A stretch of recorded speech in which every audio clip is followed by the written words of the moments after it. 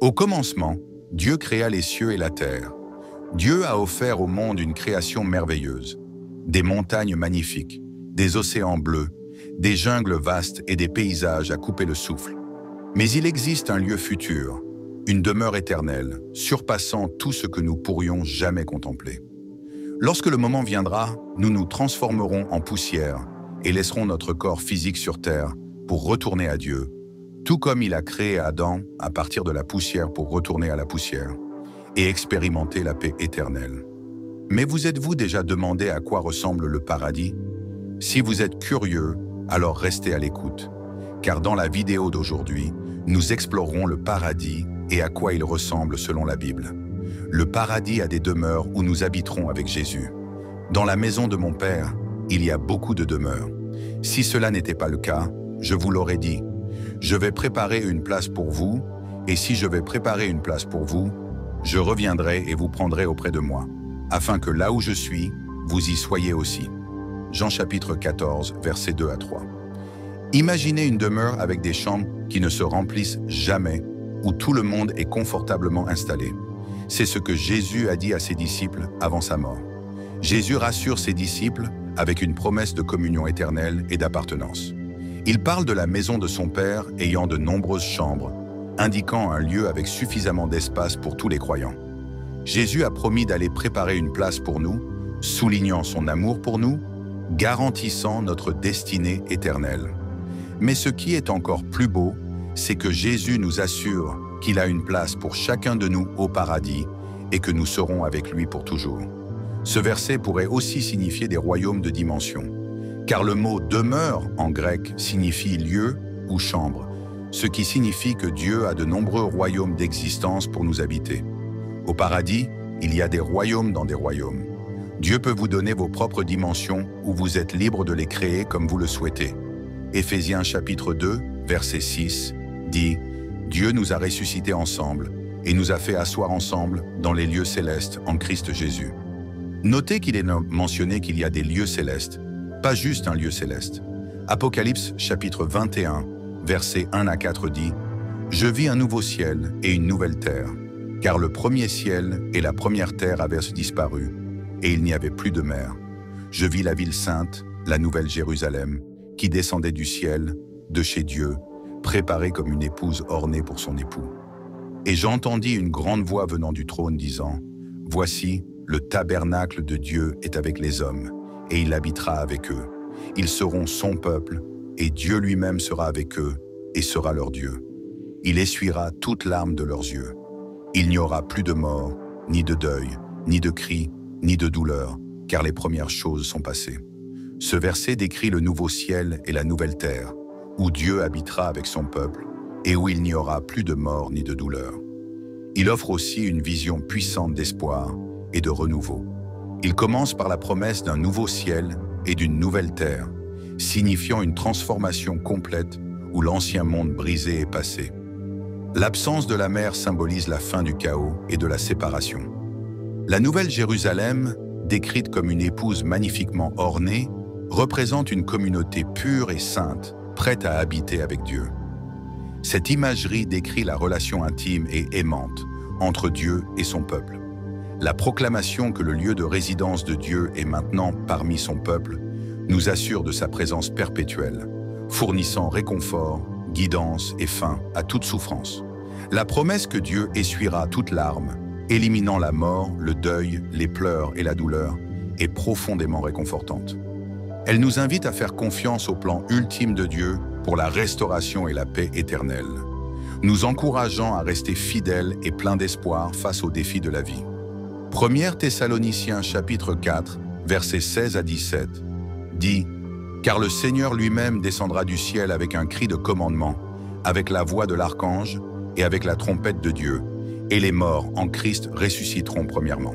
Ensuite, nous, les vivants qui resteront, nous serons enlevés ensemble avec eux dans les nuées pour rencontrer le Seigneur dans les airs, et ainsi nous serons toujours avec le Seigneur. » Ce passage fournit une description de la seconde venue du Christ et de la résurrection des croyants. Au verset 16, Paul rassure les Thessaloniciens que le Seigneur lui-même descendra du ciel, accompagné d'un cri de commandement, de la voix de l'archange et de la trompette de Dieu. Cette imagerie dramatique souligne la majesté et l'autorité du retour du Christ.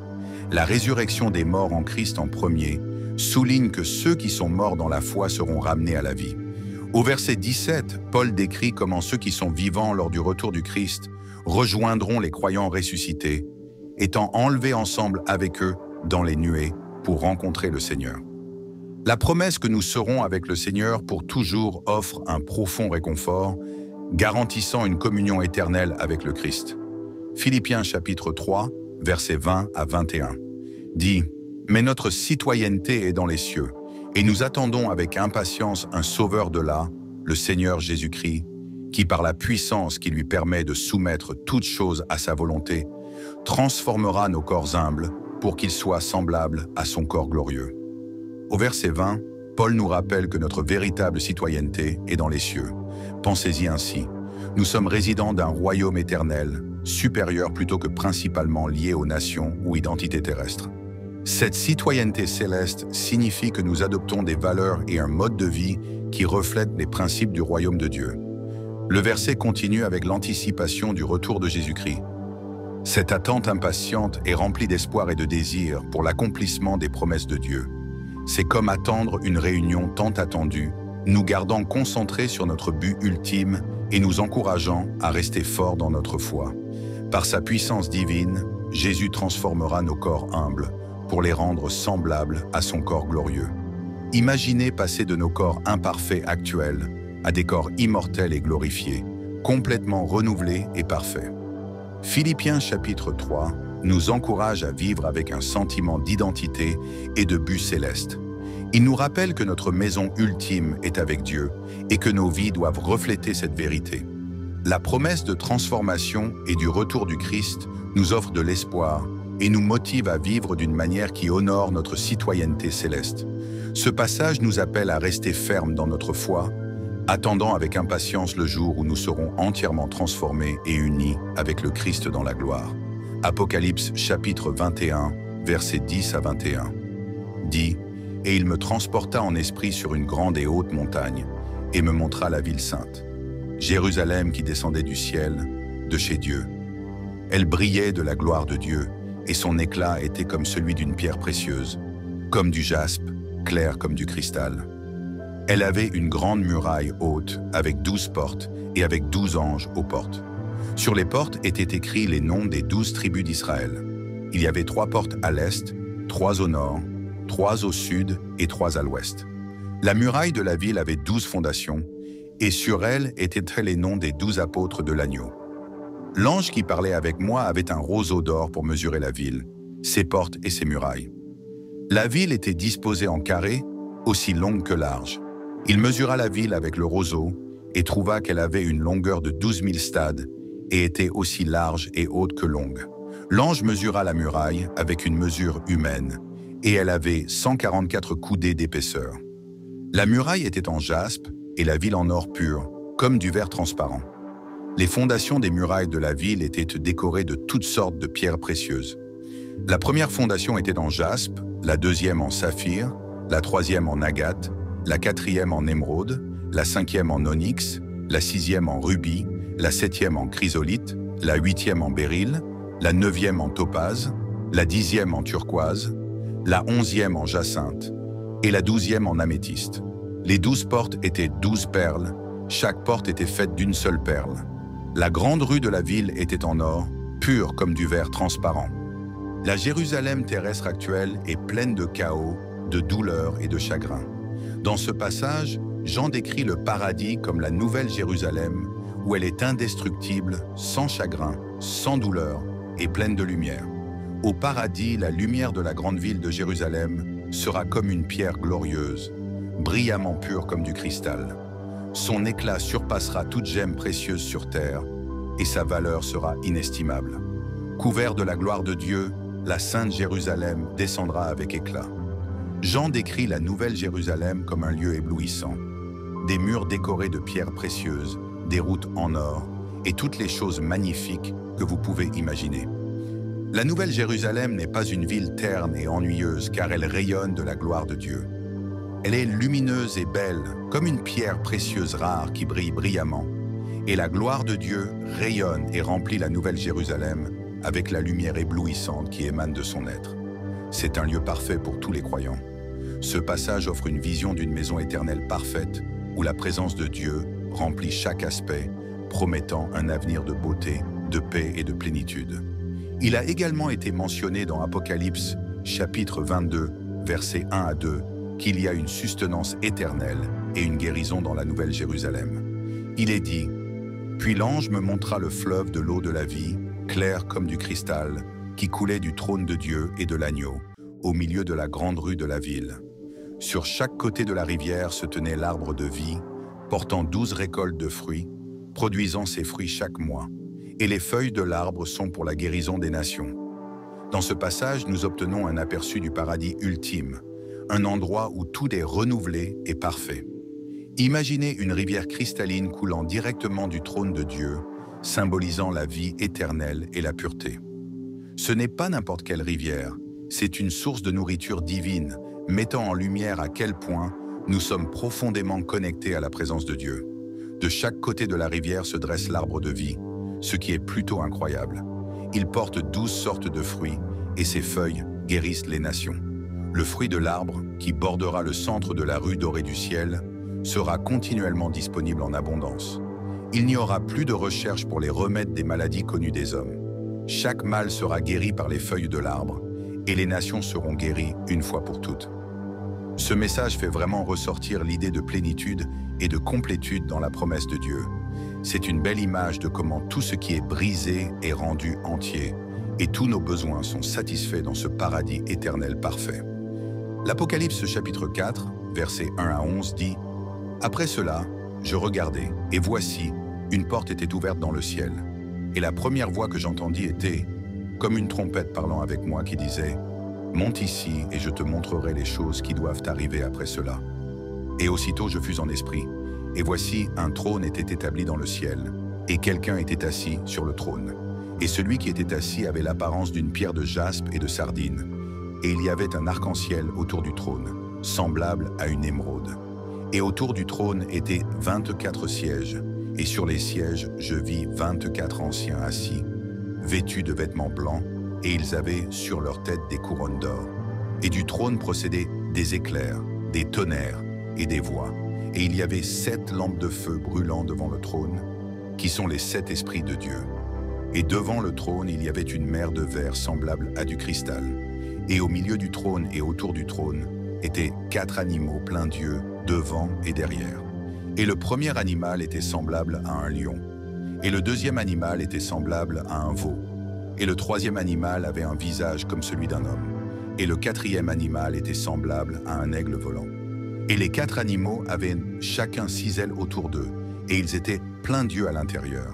Et ils ne cessaient de dire jour et nuit, « Saint, Saint, Saint est le Seigneur Dieu Tout-Puissant, qui était, qui est et qui vient. » Et lorsque ces animaux rendent gloire, honneur et remerciement à celui qui est assis sur le trône, qui vit au siècle des siècles, les 24 anciens se prosternent devant celui qui est assis sur le trône, et adorent celui qui vit au siècle des siècles, et jettent leur couronne devant le trône, disant « Tu es digne, Seigneur, de recevoir gloire, honneur et puissance, car tu as créé toutes choses, et c'est par ta volonté qu'elles existent et ont été créées. » Ici, nous obtenons un aperçu incroyable du culte dans le ciel. La vision de Jean commence avec lui étant transporté dans la salle du trône de Dieu, un lieu débordant de splendeur divine. Le trône lui-même est entouré de couleurs éblouissantes, comme le jaspe et la cornaline, préparant le décor pour le culte majestueux qui se déroule. Autour du trône, il y avait 24 anciens en robe blanche avec des couronnes d'or, symbolisant leur honneur et leur autorité. Ils sont accompagnés de 4 créatures vivantes avec des visages différents, lion, veau, homme et aigle, chacune couverte d'yeux, représentant toute la création. Ces créatures chantent constamment des louanges à Dieu, soulignant sa sainteté éternelle. La scène montre que le culte est une expression continue et vibrante de révérence. Les anciens jettent leur couronne devant le trône de Dieu, reconnaissant sa souveraineté ultime et sa dignité. C'est un puissant rappel qu'au ciel, le culte consiste à donner gloire à Dieu et à célébrer sa puissance suprême. L'Apocalypse chapitre 7, versets 15 à 17 dit « C'est pourquoi ils sont devant le trône de Dieu, et ils le servent jour et nuit dans son temple. Et celui qui est assis sur le trône les abritera sous sa présence. Ils n'auront plus faim, ils n'auront plus soif, le soleil ne se fera plus sur eux, ni aucune chaleur brûlante. Car l'agneau qui est au centre du trône sera leur berger. Il les conduira vers des sources d'eau vive, et Dieu essuiera toute larme de leurs yeux. Le passage nous assure également qu'au ciel, il n'y aura plus de faim ni de soif, et aucune souffrance ne nous touchera. L'image de Dieu nous protégeant de la dureté est incroyablement réconfortante. C'est comme si tous vos besoins étaient satisfaits et que vous vous sentiez complètement en sécurité. Et le meilleur, l'agneau, Jésus, nous guidera vers des sources rafraîchissantes d'eau vive, et Dieu essuiera personnellement chaque larme de nos yeux. C'est une promesse de renouvellement complet et de réconfort, où chaque douleur est remplacée par une joie et une paix pure. Cette vision du ciel est un beau rappel du réconfort ultime et de l'accomplissement qui nous attend. Avec une joie et une adoration pure, ils le serviront nuit et jour. Jésus, le bon berger, les conduira vers des fontaines d'eau vive, ne connaissant plus la soif. Chaque larme sera essuyée par la main miséricordieuse de Dieu, et ils reposeront à l'ombre de sa présence.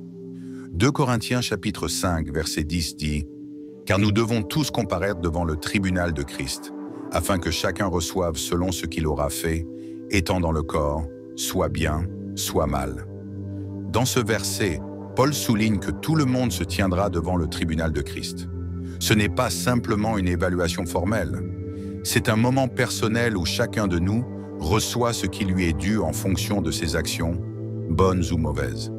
C'est un puissant rappel que nos choix et nos actes pendant notre vie sur Terre comptent. C'est un appel à vivre avec intégrité et but, sachant que nos actions ont une signification éternelle. Ce n'est pas une question de peur, mais de compréhension que nos vies ont du sens et qu'il y a un jugement divin qui valorise chaque acte de bonté et chaque faux pas. L'idée du ciel comme récompense s'aligne avec cela, en montrant que vivre une vie conforme aux enseignements du Christ apportera accomplissement et joie. Ce verset nous encourage à faire des choix qui reflètent notre foi, en anticipant le jour où nous verrons les fruits de nos vies vécues dans le service et l'amour. L'Apocalypse chapitre 21, verset 23 dit « La ville n'a besoin ni du soleil ni de la lune pour éclairer, car la gloire de Dieu lui donne la lumière, et l'agneau en est la lampe. » Ce verset décrit une caractéristique clé de la Nouvelle Jérusalem, la ville céleste. Contrairement à notre monde actuel, où nous dépendons du soleil et de la lune pour la lumière, cette ville a une source d'illumination différente, la gloire de Dieu. C'est une image profonde montrant que la présence de Dieu fournira toute la lumière nécessaire, rendant le soleil et la lune obsolètes. Nous voyons une vision époustouflante de la Nouvelle Jérusalem, où la gloire de Dieu est la source de lumière. C'est comme si la ville baignait dans une radiance divine éternelle. Imaginez un endroit où vous n'avez pas besoin du soleil ou de la lune parce que la présence de Dieu éclaire tout. Ce n'est pas seulement une question d'illumination physique. Cela symbolise la présence complète et parfaite de Dieu dans chaque aspect de la vie. L'agneau, représentant Jésus, est également décrit comme une lampe, indiquant que le Christ est central dans cette illumination divine. Cette vision promet un avenir où la lumière de Dieu chasse toute obscurité, symbolisant sa guidance et sa présence éternelle. C'est un puissant rappel de l'accomplissement ultime et de la perfection qui nous attendent dans la présence de Dieu. De plus, dans Ésaïe chapitre 60, versets 19 à 20, il est mentionné que « Le soleil ne sera plus ta lumière de jour, ni la clarté de la lune ne te brillera plus, car le Seigneur sera ta lumière éternelle, et ton Dieu sera ta gloire. Ton soleil ne se couchera plus, et ta lune ne s'éteindra plus, car le Seigneur sera ta lumière éternelle, et les jours de ta douleur seront finis. » L'image d'un soleil qui ne se couche jamais et d'une lune qui ne s'éteint jamais symbolise une période infinie de lumière divine et de joie, où les ténèbres et la douleur sont complètement éliminées. C'est une promesse d'un avenir où la présence de Dieu élimine toutes les formes de souffrance et d'incertitude. Ces versets nous rappellent que dans le plan ultime de Dieu, sa lumière remplira complètement nos vies, apportant une joie et une paix éternelle. C'est une vision réconfortante et pleine d'espoir d'un temps où nous vivrons sa présence parfaite et éternelle, libre des limitations et des douleurs de notre existence actuelle. Les versets décrivent parfaitement le ciel comme un lieu où les rues sont pavées d'or, les portes sont faites de perles et une rivière cristalline coule du trône même de Dieu. C'est le royaume où la douleur, la tristesse et les ténèbres sont bannis pour toujours, remplacés par une lumière éternelle, une joie et une paix. Un paradis de perfection divine et de bonheur éternel. Si cette vidéo vous a béni de quelque manière que ce soit, alors cliquez sur j'aime et partagez-la avec quelqu'un que vous savez aimerait la voir.